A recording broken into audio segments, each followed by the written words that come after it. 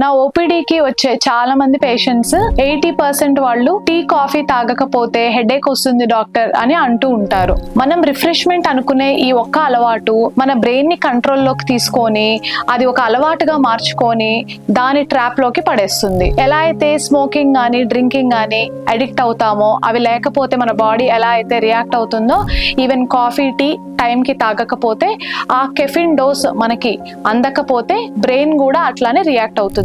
Main గా irritation రావటం, headache రావటం, కొంచెం స్వెట్ గా అనిపించటం, బాడీ దడగా అనిపించడం, ఇవన్నీ జరుగుతూ ఉంటాయి.